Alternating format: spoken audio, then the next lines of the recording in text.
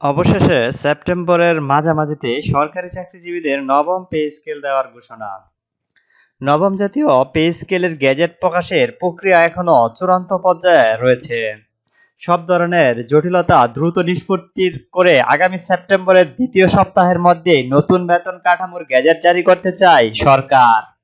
এই লক্ষ্যে সেপ্টেম্বরের শুরুতে পে স্কেলের প্রস্তাব মন্ত্রিসভায় উপস্থাপনের প্রস্তুতি চলছে। সংশ্লিষ্ট সূত্র জানিয়েছে, নতুন বেতন কাঠামো চূড়ান্ত করার ক্ষেত্রে বেতন বৃদ্ধির হার, বিভিন্ন ভাতা ও সুযোগ সুবিধা, জুডিশিয়াল সার্ভিসের বেতন কাঠামোর সঙ্গে সমন্বয় এবং সরকারের আর্থিক সক্ষমতাকে গুরুত্ব দেওয়া হচ্ছে। মন্ত্রিসভায় অনুমোদনের পর প্রস্তাবটি আইন মন্ত্রণালয়ের ব্যাটিংয়ের জন্য পাঠানো হবে। আইনগত প্রক্রিয়া শেষ হলে সেপ্টেম্বরের দ্বিতীয় সপ্তাহে গেজেট প্রকাশের লক্ষ্য রয়েছে। সরকারি পরিকল্পনা অনুযায়ী অক্টোবর থেকে সরকারি চাকরিজীবীদের নতুন বেতন কাঠামো অনুযায়ী বেতন পেতে পারে। তবে পে স্কেল কার্যকর ধরা হবে চলতি বছরের 1 জুলাই থেকে। সেক্ষেত্রে জুলাই, আগস্ট ও সেপ্টেম্বর এই 3 মাসের বেতন নতুন কাঠামো অনুযায়ী নির্ধারণ করা হবে। বকেয়া অর্থ পরবর্তী সময়ে সমন্বয়ের সুযোগ রাখা হতে পারে। এর আগে আগস্টের মধ্যে গেজেট প্রকাশের পরিকল্পনা ছিল, কিন্তু বেতন বৃদ্ধির হার ও ভাতা ও অন্যান্য সুযোগ সুবিধা, জুডিশিয়াল সার্ভিসের সঙ্গে সমন্বয় এবং সরকারের আর্থিক সক্ষমতা নিয়ে পরিচালনা করার নির্ধারিত সময়ে কিছুটা পিছিয়ে যায়।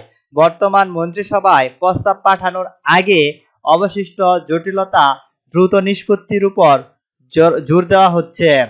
নবম জাতীয় বেতন কমিশন সুপারিশ পর্যালোচনা গঠিত উচ্চ পর্যায়ের সচিব কমিটির কাজেও শেষ পর্যায়ে রয়েছে। তবে মন্ত্রিপরিষদ সচিবদের নেতৃত্বে আরও একটি বেতন কাঠামো অনুষ্ঠিত হতে হবে। ওই বৈঠকের পর অর্থ বিভাগের পে স্কেলের প্রস্তাব মন্ত্রিসভার বৈঠকে উপস্থাপনের জন্য পাঠাবে। মন্ত্রিসভা অনুমোদন পাওয়ার পর প্রজ্ঞাপনের জারির কার্যক্রম শুরু হবে। অর্থ ও পরিকল্পনা মন্ত্রী আমির খুসরো মাহমুদ চৌধুরী জানিয়েছেন, সংশ্লিষ্ট কমিটির কাজ শেষ হলেই পে স্কেলের প্রস্তাব মন্ত্রিসভায় উঠানো হবে। চলতি বছরের মধ্যে নতুন বেতন কাঠামো কার্যকর করা হবে বলে তিনি জানিয়েছেন।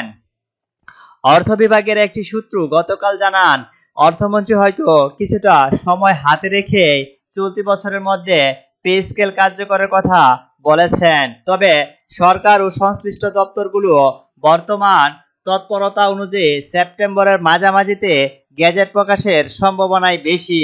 চলতি 2026-27 অর্থ বছরের 1 জুলাই থেকে নতুন পে স্কেল কার্যকরের ঘোষণা দেওয়া হলেও গেজেট প্রকাশের বিলম্ব হওয়ায় সরকারি কর্মকর্তা কর্মচারীরা এখনো পূর্ণ বেতন কাঠামো অনুযায়ী বেতন পাচ্ছেন।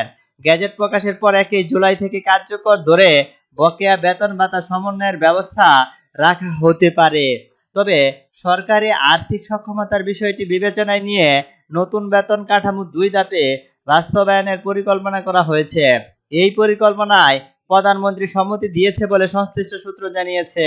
প্রথম ধাপে মূল বেতন কার্যকর করা হবে, পরবর্তী ধাপে ভাতা ও অন্যান্য সুযোগ সুবিধা বাস্তবায়নের পরিকল্পনা রয়েছে। এদিকে জাতীয় বেতন কমিশনের সুপারিশের তুলনায় বেতন বৃদ্ধির হার কিছুটা কমানোর সুপারিশ করেছে সচিব কমিটি। সরকারের আর্থিক সক্ষমতা বিবেচনায় নিয়ে এই সুপারিশ করা হয়েছে বলে জানা গেছে। নতুন পে স্কেল বাস্তবায়নে জুডিশিয়াল সার্ভিসের বেতন কাঠামোর সঙ্গে সমন্বয়ের গুরুত্ব হয়ে উঠেছে। জাতীয় বেতন কমিশন, জুডিশিয়াল সার্ভিসের পে কমিশন এবং সশস্ত্র বাহিনীদের বেতন কাঠামো সুপারিশের মধ্যে সামঞ্জস্যতা আনার প্রয়োজন দেখা গেছে। সম্প্রতি জুডিশিয়াল সার্ভিস পে কমিশনের প্রতিবেদন পর্যালোচনা করে বিষয়টি সমাধানের অর্থমন্ত্রীকে প্রদান করে 7 সদস্যের একটি উচ্চ পর্যায়ের কমিটি গঠন করা হয়। ওই কমিটির মাধ্যমে সমন্বয়ের বিষয়টি অনেকটাই এগিয়ে আছে। এখন বিচার বিভাগ সহ বিভিন্ন খাতে কর্মকর্তা কর্মচারীদের বেতন ও অন্যান্য সুযোগ সুবিধার মধ্যে কতটা পার্থক্য থাকবে সেটিও দ্রুত নির্ধারণের চেষ্টা চলছে। বেতন কাঠামোর বৈশিষ্ট্য বিষয়গুলো চূড়ান্ত করে সেপ্টেম্বরের শুরুতেই মন্ত্রিসভায় প্রস্তাব পাঠাবে এবং সেপ্টেম্বরের দ্বিতীয় সপ্তাহে গেজেট প্রকাশের লক্ষ্যে এগিয়ে যাচ্ছে সরকার।